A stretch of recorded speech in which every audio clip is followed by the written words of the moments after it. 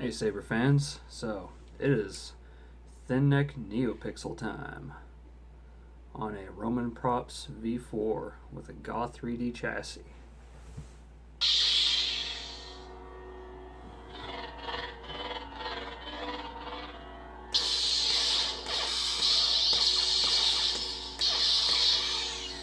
This has a proffie board, neopixel, and the blade styles that Daniel Newman has made.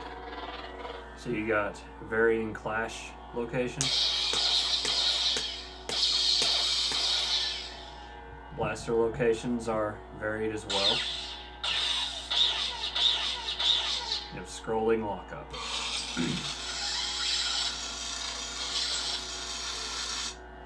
And also the blade tip. The drag effect. It's quite pronounced. So, as you can see, have our nice little accent LEDs going nuts here.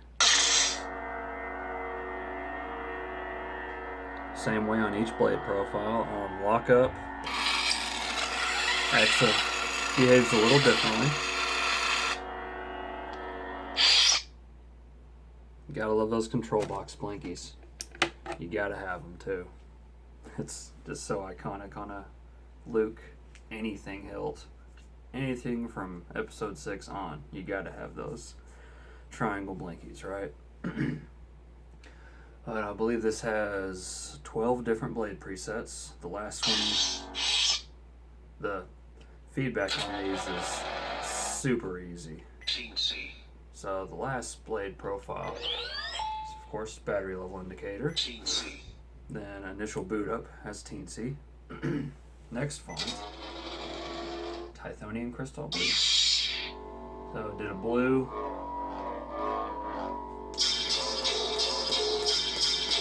same effects as last.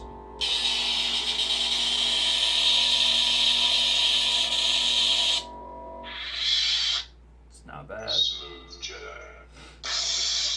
And we got our red mixed with a lighter red flicker.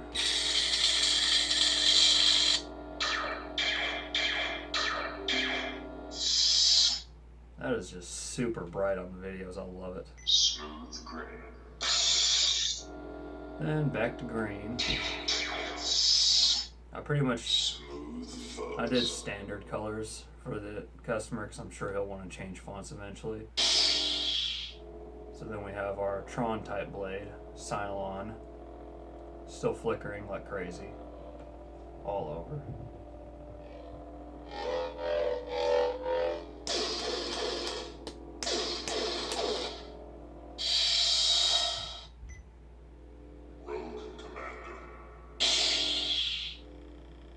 Have our unstable blade made by Dmitry Stock.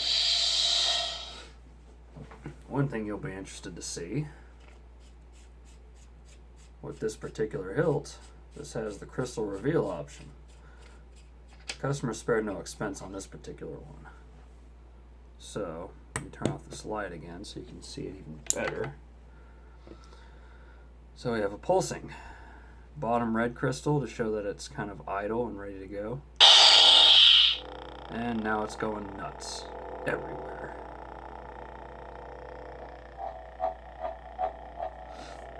Trying to get it lock up.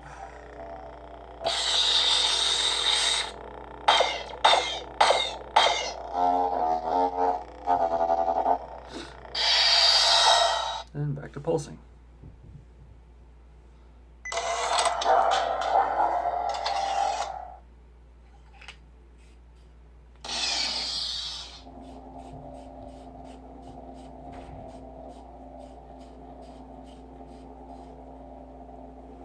And we have a green rain blade.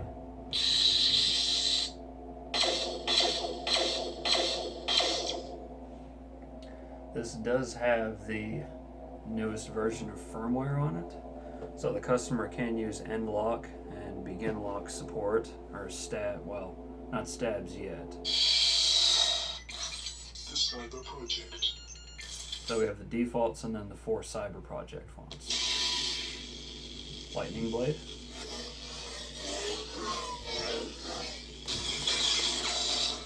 by Tom Tillman. Super bright. That flicker is nuts. Prototype 1. And we got a nice cyan. Also made by Daniel Newman. Prototype 2. Yeah, nice purple flicker.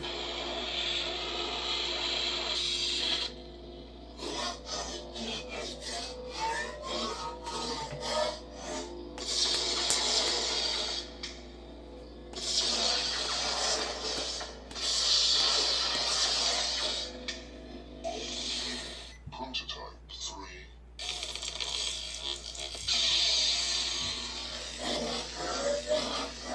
Look at that white. Jesus Christ.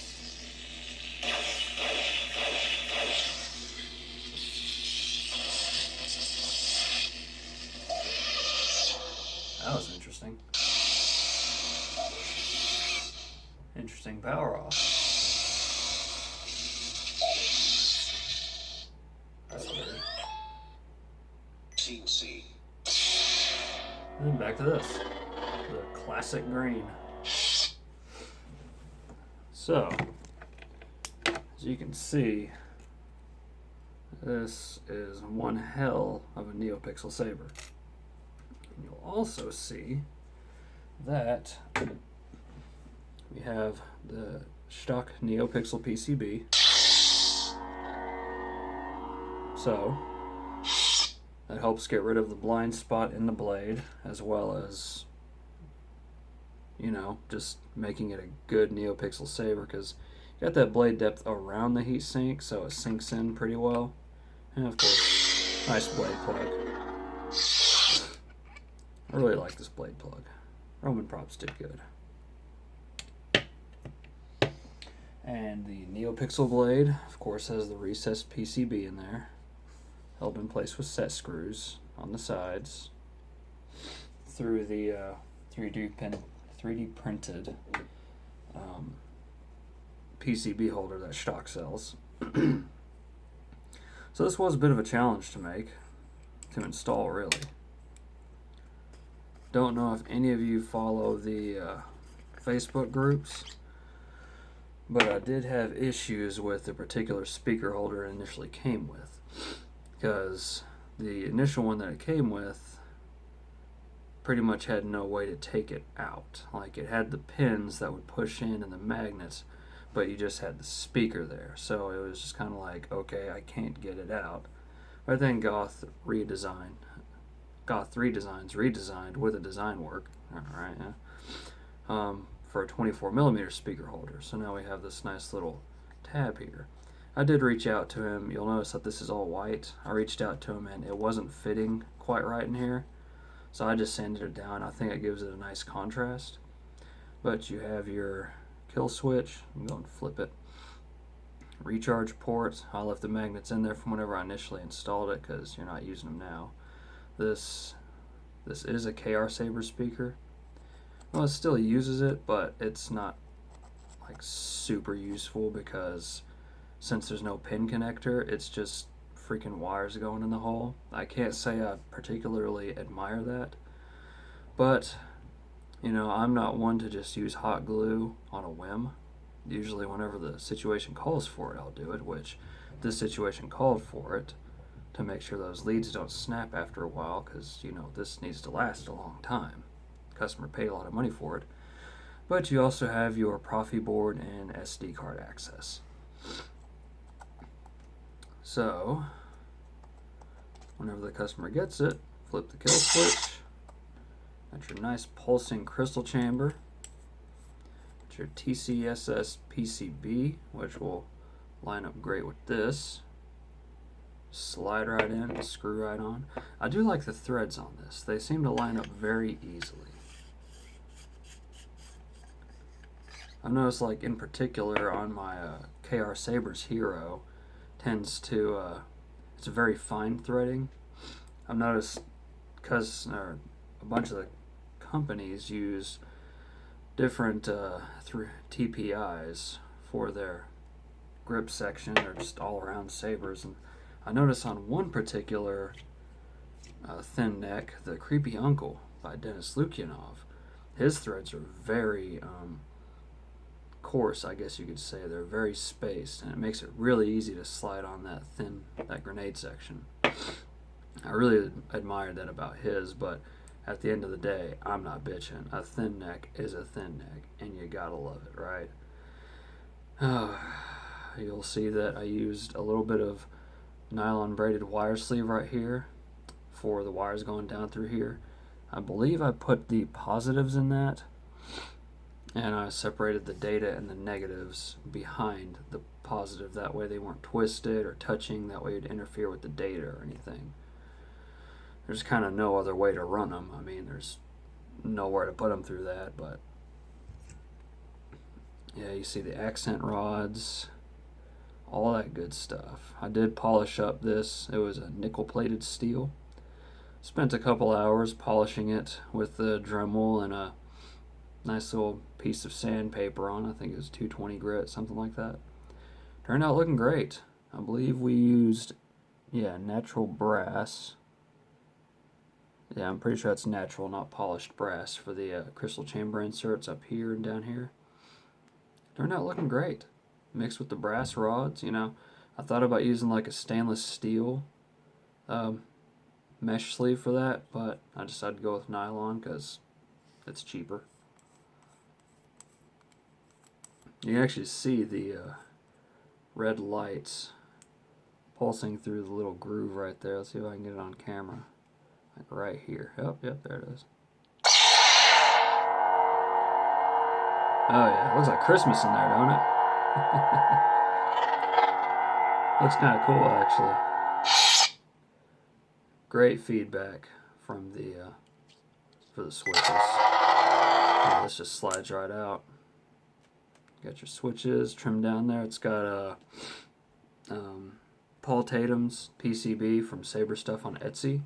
Very useful shit. I absolutely love those PCBs for this. And I haven't used one yet on the LS6. I know he made one for this and the LS6, both of which are fantastic. I have one laying around. I just got to install it one of these days. Yeah. Smooth Jedi. Nice pulsing crystal chamber. I know, that's what makes sense to me, is to have the bottom one pulsing, showing that the focusing crystal is ready, and then whenever you ignite it, the main crystal carries the current through it into the blade,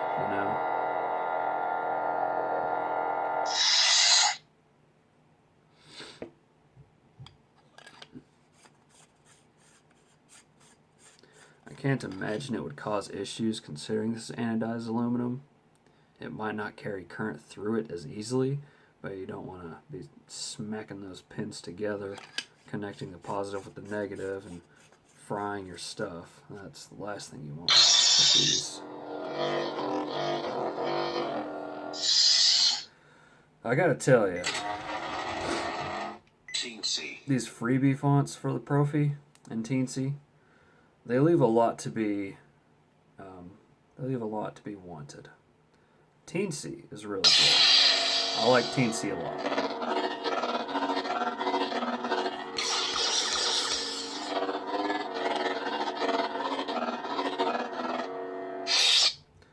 Now, unfortunately, these do not have the accent swings with it, but if the customer buys new fonts with the accent swings, he can just drag and drop them into the corresponding folder, and then boom, you got accent swings, you got smooth swing, you got the cool blade effects, you got everything.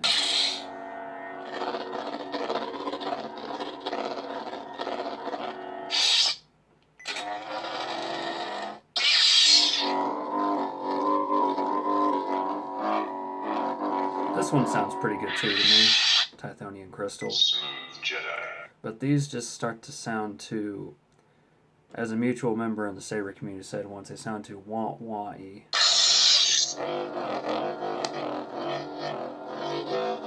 Sounds like Jaws is about to get you.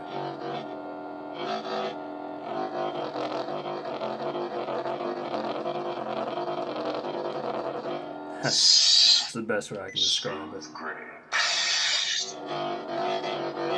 Same way with these. I'm not bashing on them because they're free fonts. That's just my perspective. Smooth fuzz. From my point of view, I would never keep them on my lightsaber except for teensy.